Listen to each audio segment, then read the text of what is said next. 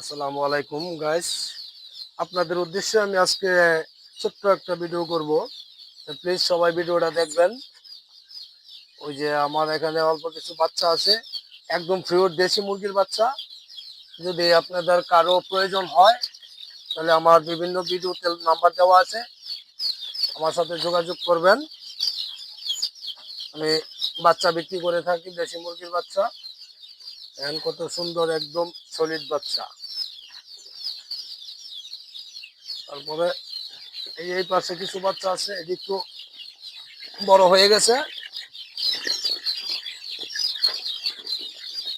এই যে দেখেন, আহা, এই যে দেখেন, এটার বয়স আজকে 32 দিন। আলহামদুলিল্লাহ খুব সুন্দর, ভ্যাকসিন কমপ্লিট করছি। আর এখানে আছে যে আপনার আজকে 8 দিন বয়স।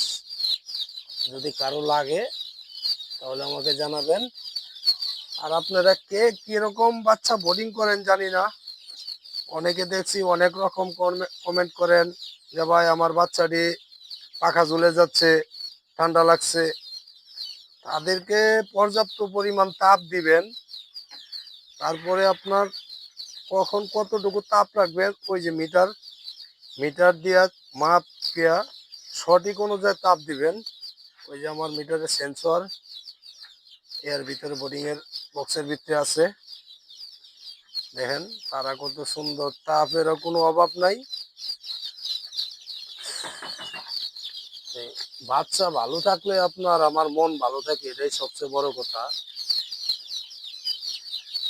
বাচ্চা কিন্তু আপনার ওষুধে ভালো থাকে না, বাচ্চা ভালো থাকে আমাদের আমাদের মেনটেনের উপরে। যদি আমরা সুন্দরভাবে মেনটেন করতে পারি তাহলে বাচ্চা মাশাআল্লাহ ভালো থাকবে। আপনাদেরকে দেখানোর উদ্দেশ্যে ভিডিওটা একটু বড় হইব, বড় হইলেও কেউ স্কিপ করবেন না, ভিডিওটা দেখবেন।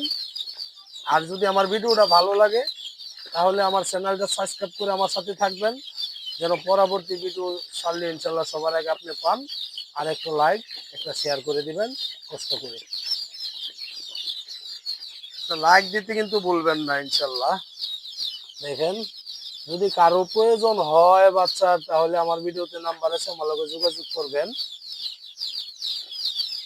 দাম দর বলে দিয়ে দিব, সমস্যা নাই। ছোট বাচ্চা আছে, বড় বাচ্চা আছে, বিভিন্ন কিসিমের বাচ্চা আছে। তারপরে ওই যে মেশিনে আপনার ডিম আছে, এটাও বাইরে আইব 2-4 দিনের ভিতরে। এই আজকে এই পর্যন্তই।